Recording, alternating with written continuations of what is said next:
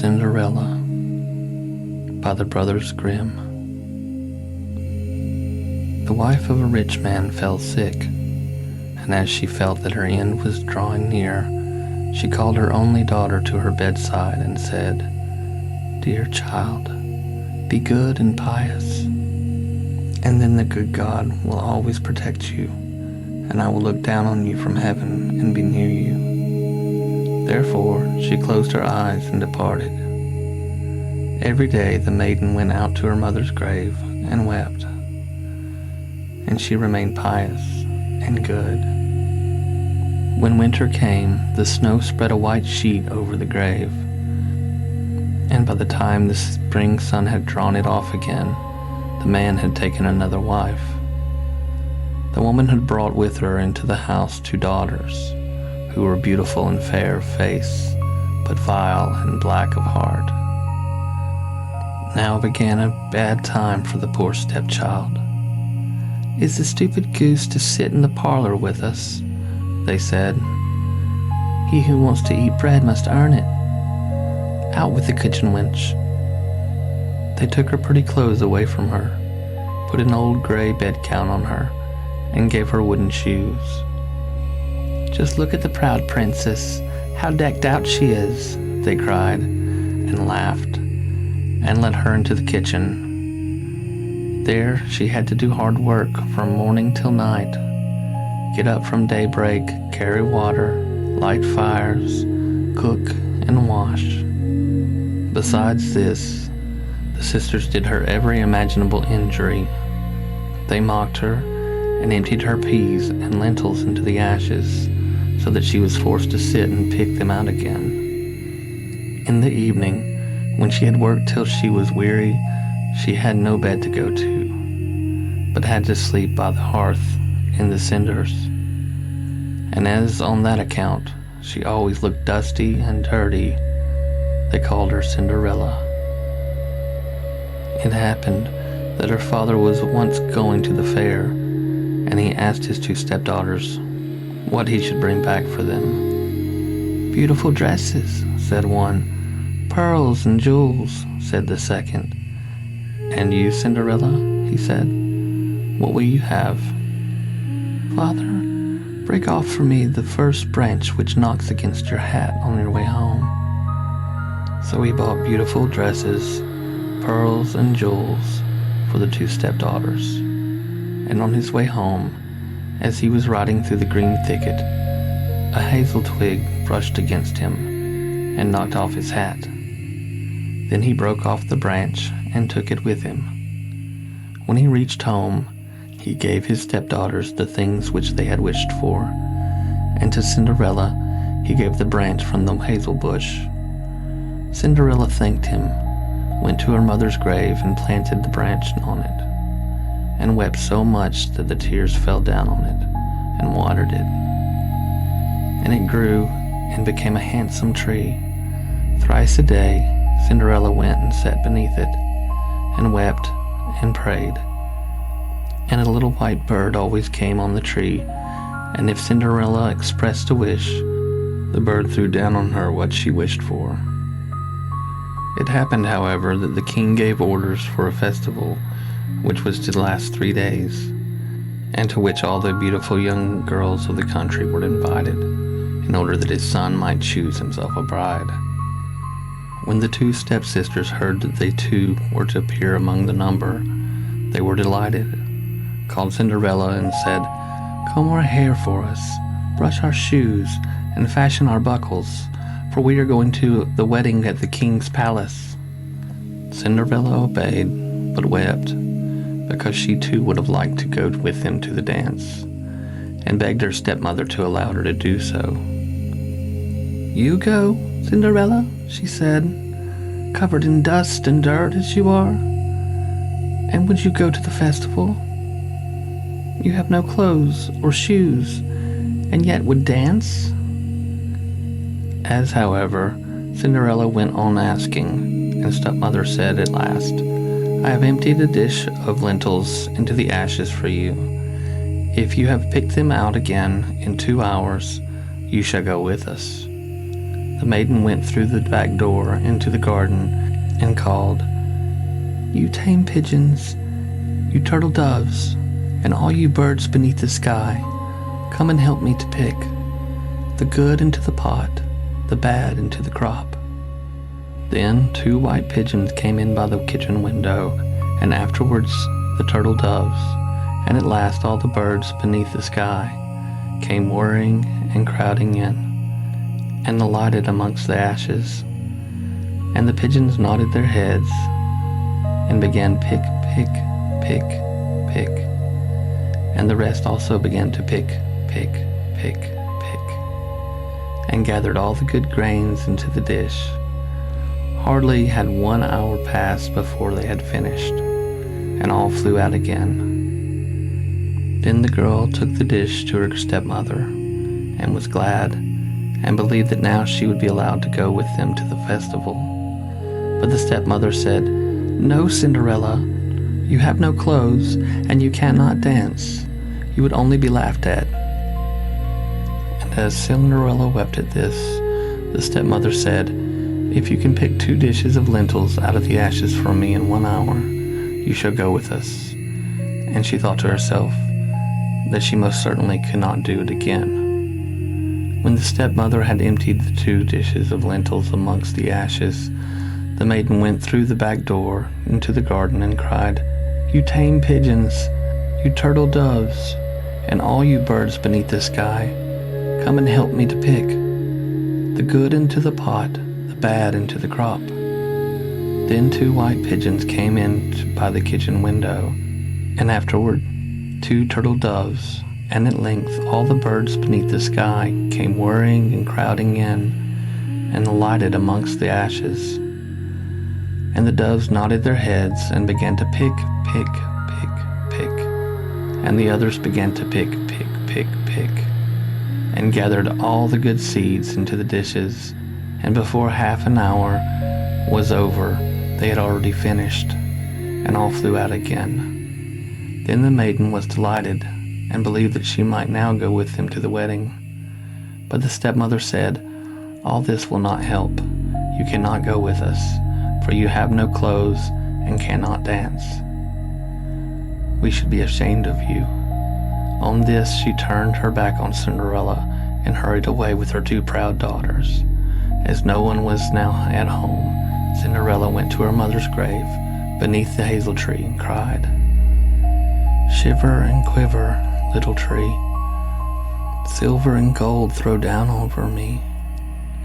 Then the bird flew a gold and silver dress down on her, and slippers embroidered with silk and silver.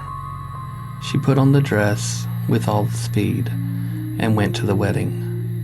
Her stepsisters and the stepmother, however, did not know her, and thought she must be a foreign princess, for she looked so beautiful in the golden dress.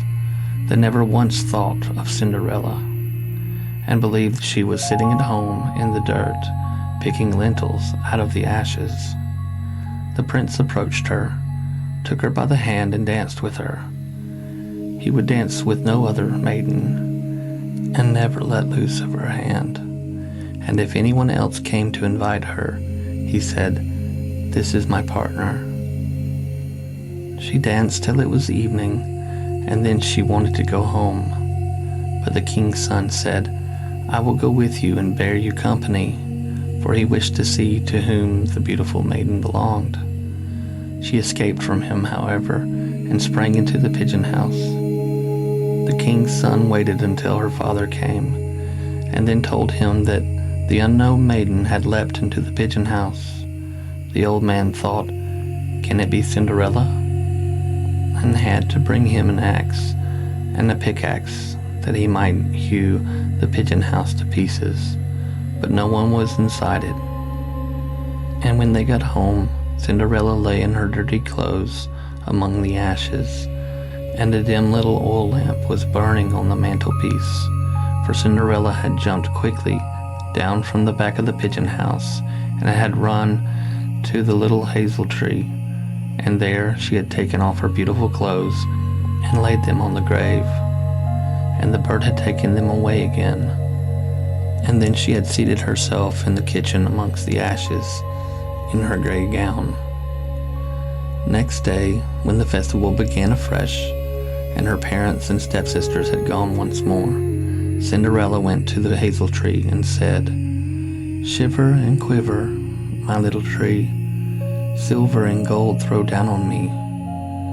Then the bird threw down a much more beautiful dress than on the preceding day, and when Cinderella appeared at the wedding, this dress, everyone was astonished at her beauty. The king's son had waited until she came, and instantly took her by the hand and danced with no one but her. When others came and invited her, he said, "This is my partner." When evening came, she wished to leave, and the king's son followed her and wanted to see into which house she went. But she sprang away from him and into the garden behind the house. Therein stood a beautiful tall tree on which hung the most magnificent pears.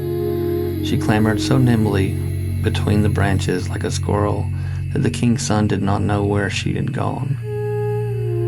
He waited until her father came and said to him, "The unknown maiden has escaped from me, and I believe she has climbed up the pear tree."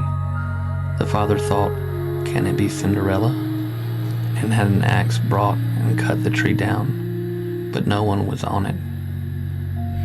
And when they got onto the kitchen, Cinderella lay there amongst the ashes, as usual, for she had jumped down the other side of the tree, had taken the beautiful dress to the bird on the little hazel tree, and put on her gray gown. On the third day, when the parents and sisters had gone away, Cinderella went once more to her mother's grave and said to the little tree, "Shiver and quiver, my little tree, silver and gold throw down on me." And now the bird threw down on her a dress which was more splendid and magnificent than any she had yet had, and the slippers were golden. And when she went to the festival in the dress, no one knew how to speak for astonishment. The king's son danced with her only, and if anyone invited her to dance, he said, "This is my partner." When evening came, Cinderella wished to leave, and the king's son was anxious to go with her, but she escaped from him so quickly that he could not follow her. The king's son, however, had employed a ruse, and had caused the whole staircase to be smeared with pitch, and there, when she ran down, had the maiden's left slippers remained stuck. The king's son picked it up, and it was small and dainty, and all golden. Next morning, he went with it to the father and said to him, "No one shall be my wife, but she whose foot this golden slipper fits." Then there were two sisters, glad, for they had pretty feet. The eldest went with the shoe into her room and wanted to try it on, and her mother stood by.